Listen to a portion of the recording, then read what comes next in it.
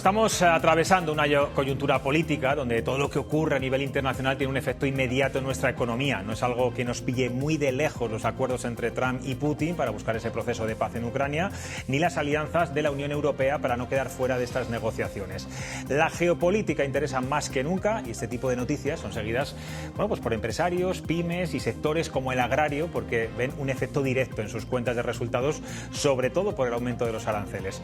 Hoy queremos charlar con uno de los economistas más mediáticos de este país. Él ha trabajado en grandes empresas, ha sido profesor de economía, colabora en muchos medios de comunicación y ha escrito libros muy conocidos donde defiende el liberalismo económico con medidas como la disminución del gasto público. Él es Daniel Lacalle, buenas noches. Muy buenas noches, ¿cómo estás? Está encima de la mesa precisamente ahora el recorte del gasto público, lo ha hecho Milei en Argentina, Elon Musk está trabajando en Estados Unidos. ¿Está España preparada para hacer más cosas con menos dinero? Hombre, debería, entre otras cosas, porque España es uno de los países que tiene una mayor cantidad de pasivos en los próximos años, es decir, pasivos no financiados, una mayor cantidad de compromisos financieros que todavía no se han financiado y que significan muchísima más deuda en el futuro o muchísimos mayores impuestos también, ¿eh?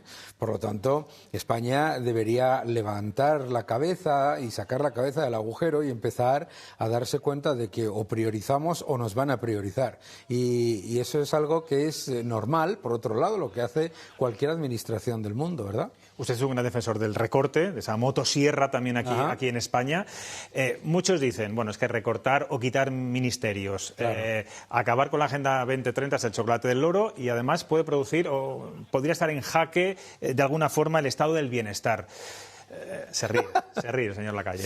Es que es increíble la idea de que se parta de la base de que cualquier elemento de cualquier de esto que llaman derechos tiene que conllevar un ministerio y un gigantesco presupuesto detrás.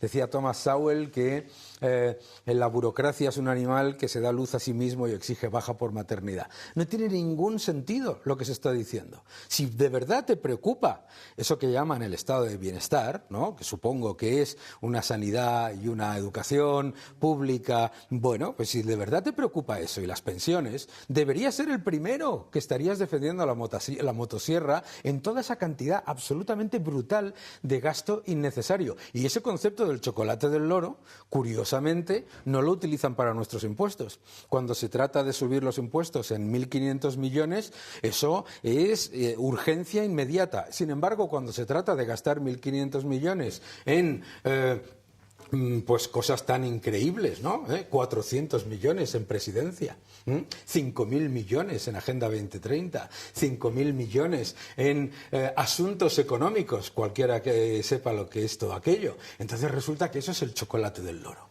¿Usted cree que estos ministerios no son necesarios, que había que dilapidarlos de la mañana a la noche? Por supuesto que no son necesarios. No es que lo crea, es que tenemos la evidencia empírica de que no son necesarios. Tenemos la evidencia empírica de que son máquinas de gastar sin ningún tipo de efectividad.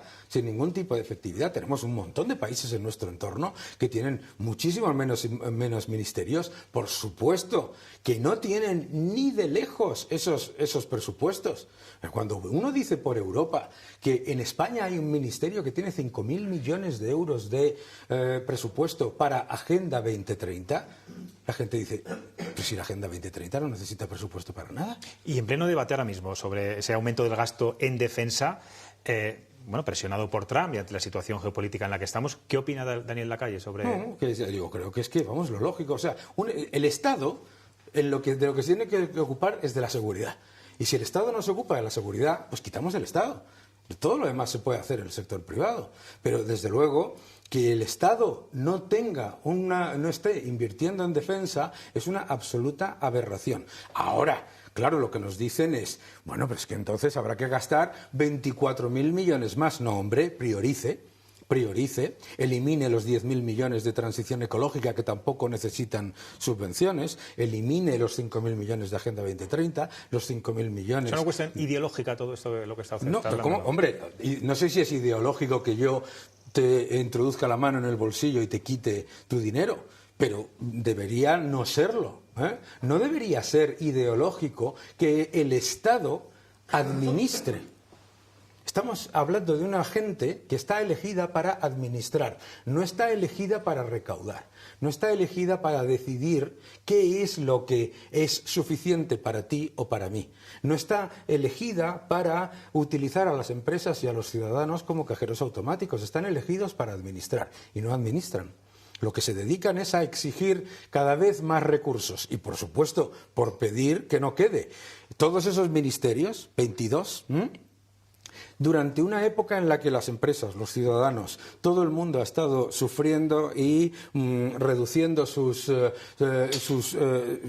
gastos y priorizando, todos han estado aumentando el presupuesto un 5, un 6, un 7, un 10% anual. Pero ¿dónde se ha visto que Presidencia tenga un presupuesto de 400 millones de euros? Pero eso lo hacen todas las comunidades autónomas, los ayuntamientos, todas las administraciones. Van aumentando el presupuesto según van aprobando las cuentas, ¿no? Bueno, pues es que si no entendemos que si lo que queremos es defender ese estado del bienestar del que habla todo el mundo, lo que estamos haciendo es destruirlo.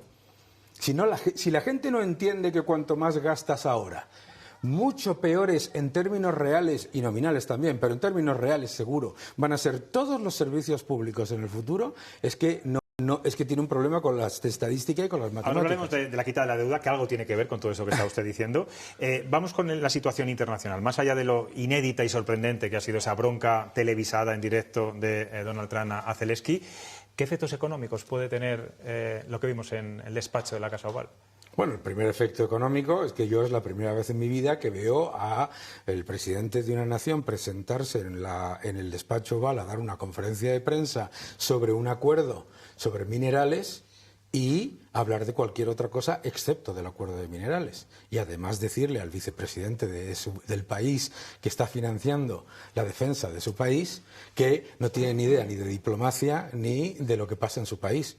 O sea, ¿usted cree que Zelensky fue un provocador con Donald Trump? No lo tengo que creer. Solamente vean ustedes la entrevista completa, por supuesto, no los clips que con mucha inteligencia nos han puesto. La entrevista completa, los primeros 39 minutos. La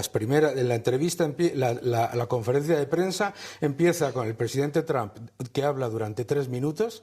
Se le da 7 minutos al presidente Zelensky para decir lo que considera, lo dice con toda la libertad y con toda la diplomacia. Bueno, pues y con todo el buen respeto del mundo. Fue Donald Trump el que perdió un poco las formas, ¿no? No, el que perdió las formas, el único que perdió las formas, empezó, y eso es bien evidente, minuto 39 de la entrevista, es el presidente Zelensky, cuando por absolutamente nada le dice al vicepresidente de Estados Unidos que no sabe de diplomacia y después de cometer ese error, todo el mundo se puede equivocar, le dice además que no sabe nada sobre Ucrania a J.D. Vance.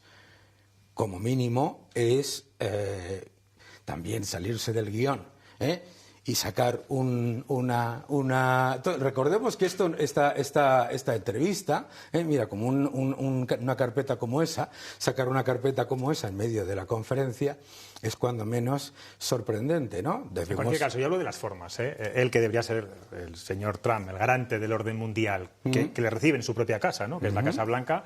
Entrar en estos espectáculos, yo como televidente, yo creo que es lo que piensa muchísima gente, señor Lacalle, veo que usted no es saltarse también ciertas reglas de diplomacia. Usted decía, bueno, es que él va a la casa de un presidente, pero también él recibe a un presidente de un país invadido, que hay que saber el contexto. Claro, y cuando el presidente, es que de hecho, cuando el presidente del país invadido se salta el guión, no una, no dos, no tres, no 4, sino 5 veces, no pasa absolutamente nada, no hay ningún tipo de respuesta ni comentario por parte del presidente Trump, ninguno, hasta que ya, por si acaso no fue suficiente con 5 veces, en la 6ª va y le dice al vicepresidente de Estados Unidos que no sabe de diplomacia ni de Ucrania. ¿Y le parece eso más grave que el señor presidente de Estados Unidos le diga usted va a crear una tercera guerra mundial a un país que está totalmente destrozado y hundido? Eso está dicho después,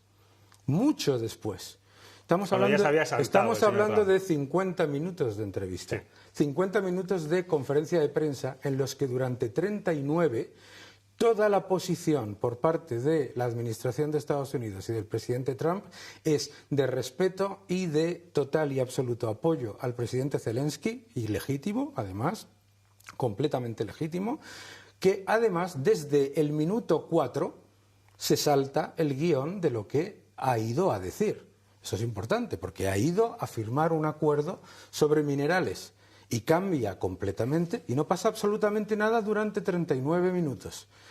Y qué curioso, en la Unión Europea y en la mayoría de los medios no hemos visto nada del minuto 1 al 39 y hemos visto todo del minuto 45 al 50, que es cuando efectivamente... Normalmente la noticia es lo inédito, y lo inédito es que un presidente trate de esta forma al señor Zelensky. Yo no sé cuántas veces como periodista, yo no sé cuántas veces como periodista ha visto usted al presidente de una nación en guerra que está recibiendo el apoyo de la nación que le invita. ¿Cuántas veces le he visto saltarse el guión? Vuelvo a repetir, no una, ni dos, ni tres, ni cuatro, sino 5 veces en 39 minutos. Nadie en el mundo ha visto nunca al presidente de Estados Unidos tratar de la forma que ha tratado el señor Yo creo Zelensky. que la gente se ha olvidado mucho de los presidentes de Estados Unidos. Quiero avanzar, no quiero entrar en debates con usted. Quiero preguntarle por la deuda, por la quita de la deuda aprobada por el Gobierno y Esquerra Republicana. Hay comunidades del PP que se han opuesto. De hecho, Castilla y León es la primera que ha anunciado que va a recurrir al Constitucional si finalmente prospera este perdón, vamos a decirlo así. Está claro que la deuda no desaparece, se reparte, se mutualiza, como dicen los economistas. ¿Usted cree que se está penalizando a las comunidades que mejor gestionaron sus recursos durante la crisis financiera y se está premiando a aquellas más manirrotas, como por ejemplo Cataluña? Hombre, yo creo que es muy evidente. Para empezar, es que este acuerdo no es un acuerdo. Esto es una exigencia de Esquerra Republicana de Cataluña que, para mantener al presidente del Gobierno en la Moncloa, exige que se le condone la deuda a Cataluña. Y luego que se haga lo que sea, le da exactamente igual, pero la exigencia es la primera. Y ese es el punto de partida. El punto de partida no es negociar con las comunidades autónomas una supuesta quita de la deuda que no existe, sino el punto de partida es una exigencia de Esquerra Republicana y por lo tanto inamovible.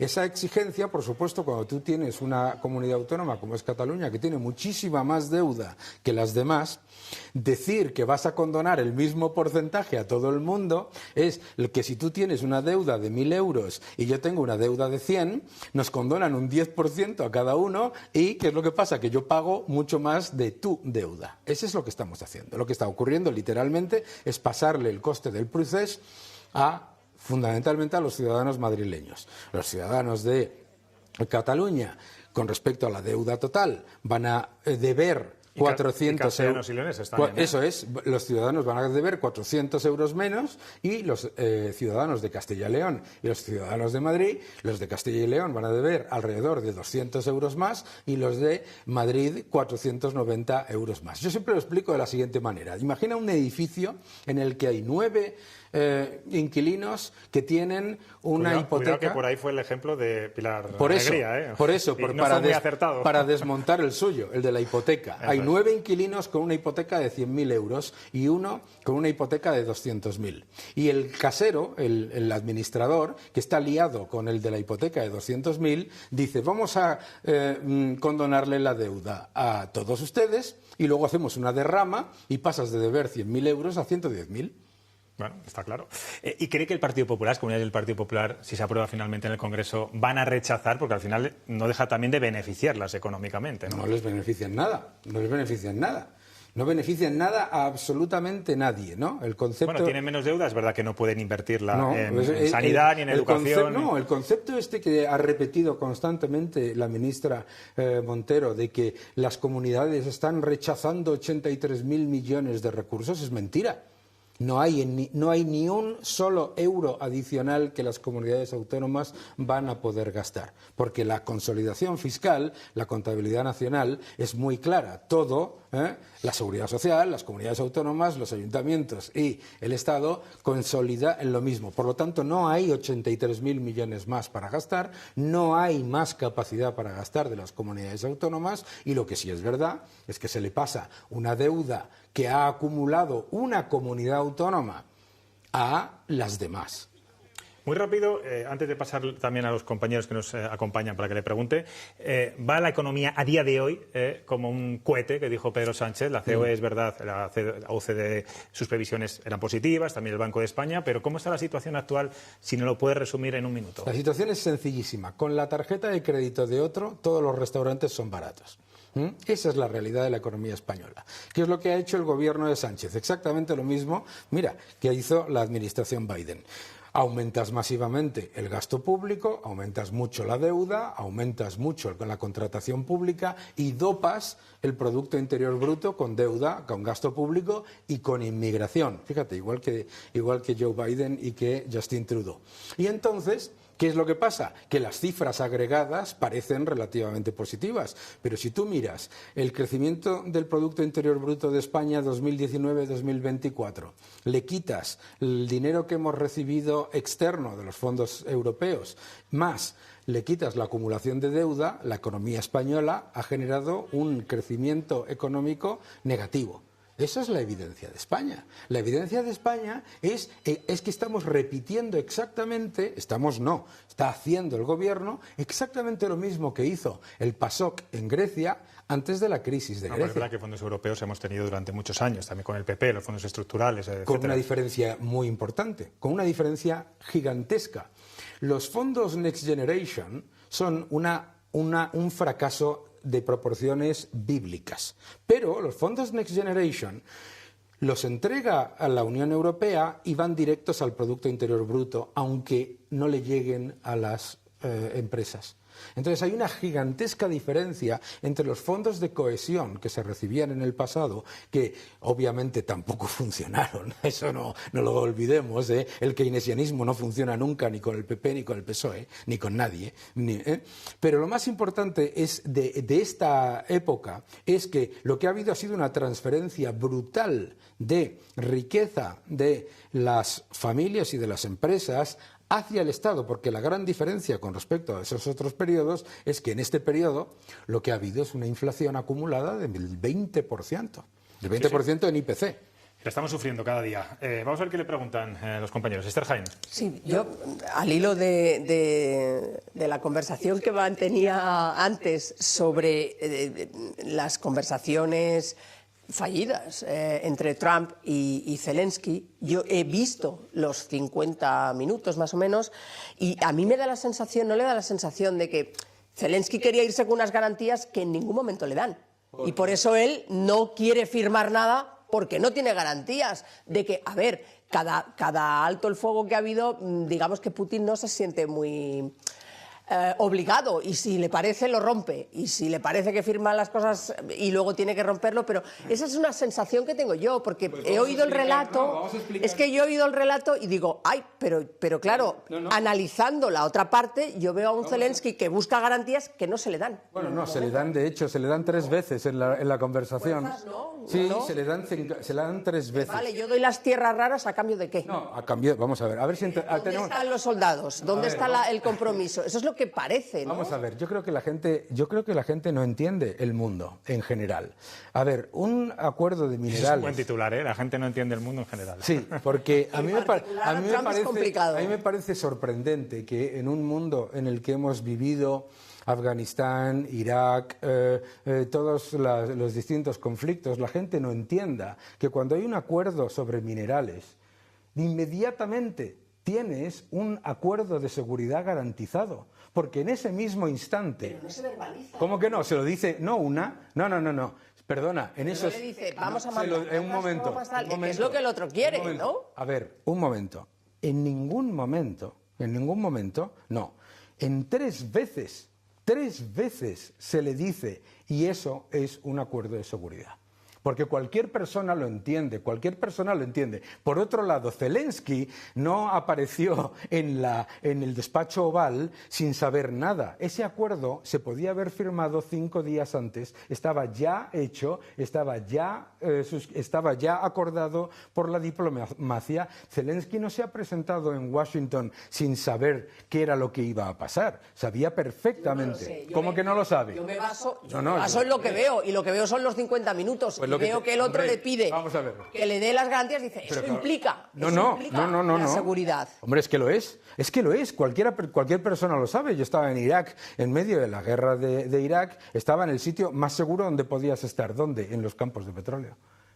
Es que no tenemos, es que no... Es una deducción lógica. No es una deducción. Pero no viene firmado en un papel. No, claro, primero, el acuerdo... No, ¿cómo que no viene firmado en un papel? El acuerdo estaba completa y absolutamente acordado por la diplomacia ucraniana, por el presidente de Ucrania y el vicepresidente y los ministros. El acuerdo estaba firmado. El que se sale del guión en medio de la conferencia de prensa no es el presidente Trump.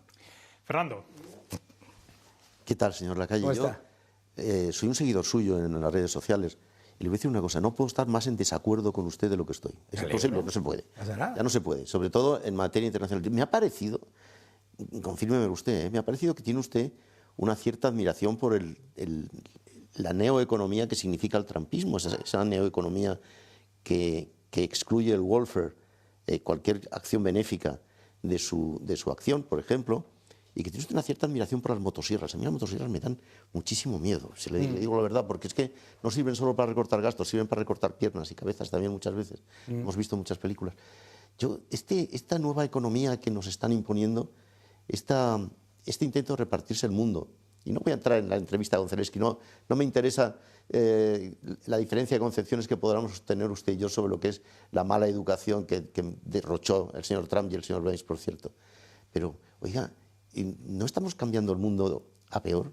¿De verdad, Fernando, tú consideras... Desde hace 2 meses sí lo considero. ¿De verdad, Fernando, tú consideras que era el mundo a mejor utilizar los fondos de USAID para enviar dinero a los talibán, a Hamas, para enviar dinero para cómics trans en Guatemala, para gastar 157.000 millones de dólares que han salido ya de momento, en cosas completamente distintas a lo que tú estás diciendo? ¿No te parece que eso es lo que es el escándalo y no recortarlo? Perdona, como tú me tratas de tú, me atrevo a tratarte de tú, a pesar del respeto que te tengo. Somos amigos. Porque tú eres mucho mayor que yo, si no cabe la Eso menor sí, y mucho más feo. Déjame que te diga una cosa. Y entonces significa que hay que, entonces, porque algunos fondos efectivamente van destinados a fines que no son los previstos. No, es que sí eran los previstos. Significa que tienes que suprimirlos absolutamente todos. Significa que tienes que estar utilizando los aranceles, tu propia fuerza, como una amenaza disuasoria para que nadie se te pueda oponer en el mundo. Significa que tienes que repartirte con un genocida como Putin. Estoy hablando de un genocida como Putin, que tienes que repartirte un concepto del mundo con un genocida como Putin. ¿No consideras que es un genocida Putin tampoco? Yo considero, no hay ninguna duda que mi posición con respecto a Rusia, a Putin y a Ucrania es claramente con Ucrania. Nadie la tiene. Lo que nadie puede negarme a mí, ni a nadie que... Lo de Trump no va por ahí. Lo de Trump es... No va por ahí. No va por ahí. Bueno, yo te he escuchado. Yo también. Sí, y vamos, quiero avanzar, quiero que Pilar también pregunte. Primero, no se está repartiendo nada con Putin, en la propia esa entrevista que estaba comentando ahora con Esther, etcétera, no se está repartiendo absolutamente nada. Lo que se está reconociendo una realidad que aquí estamos vendiendo una película que no es. Número 1, Rusia no está perdiendo la guerra. Rusia acumula ya el 18% de Ucrania y, además, en el año pasado aumentó su posición en el equivalente a 2 veces la Comunidad de Madrid. Número 2, nosotros no podemos hablar de nuestro apoyo incondicional a Rusia mientras el año pasado España importó 2.500 millones de dólares de productos rusos y 8.900 millones de gas natural ruso en los últimos 3 años. Nosotros no podemos hablar de apoyo incondicional a Rusia mientras estamos, a Ucrania, mientras estamos en un acuerdo con el socio estratégico sin límites de Rusia, que es China. Después, sobre los recortes, por supuesto que hay que hacer esos recortes. Lo que es un escándalo no son los recortes. Lo que es un escándalo es que la administración Biden aumentase el gasto público en más de 2 billones de dólares por encima de los niveles previos a la época del COVID y que la inmensa mayoría de ese dinero se haya ido a financiar el wokismo y las locuras que a ellos les apetecían, utilizando lo que debería ser para ayudar a otras naciones, que eso se mantiene. Y número 2, sobre los aranceles, lo que me hubiera gustado durante los últimos 10 años que llevo hablando de los aranceles de la Unión Europea, de Brasil, de Rusia, de India y de China, me hubiera gustado haber escuchado una sola vez a alguien decir que el mundo estaba en peligro por los aranceles de China, de Brasil, de la India o de Indonesia, que son los que más aranceles ponen. Por cierto, no se hace. Hace unos minutos acaba de anunciar Trump que va a imponer los aranceles también a partir del 2 de abril. Aranceles agrarios, que eso nos afecta mucho, para mucho. A nuestra comunidad. Como sé que tiene que hablar... Sí, porque vamos mal de tiempo, pero fundamentalmente. conste que yo luego me voy a lanzar cuando esto se cierre. Sí, ahora tenéis aquí abiertamente sin cámaras. No, a discutir no, porque yo no estaré, así que no hay problema. No, pero ahora sí, ahora terminamos el programa, entonces ya ustedes pueden discutir fuera de cámara lo que quieran. Pilar. Pero sigo sin estar de acuerdo. Daniel, ha quedado claro.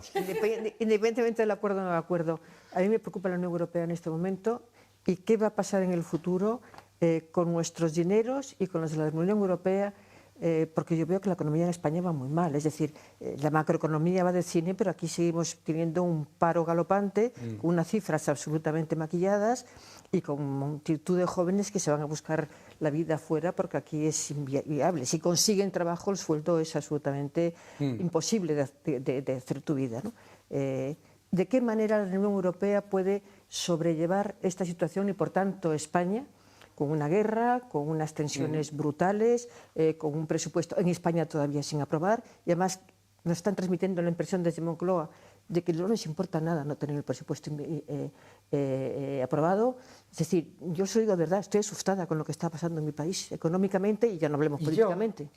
Pero la Unión Europea, desafortunadamente, nunca reacciona preventivamente y además hace una cosa muy fea, que es que a todo el mundo que le dice la verdad o que le cuenta las cosas incómodas, le llamas o antieuropeo o pro-Putin, ya es lo último, ¿sabes? Este es lo triste. Lo triste de la Unión Europea no es la Unión Europea. La Unión Europea tiene talento, tiene empresas, tiene todo para crecer. Ahora, la Unión Europea, y son datos de la Comisión Europea, que no es sospechosa de hacer los datos en negativo, la Unión Europea se autoimpone aranceles por más de 100.000 millones de dólares anuales. La Unión Europea, si nos preocupan tanto los aranceles, deberíamos estar preocupados de que la Unión Europea, que tiene un superávit comercial con Estados Unidos de 155.000 millones, le ponga aranceles a Estados Unidos, además de 4.000 millones adicionales.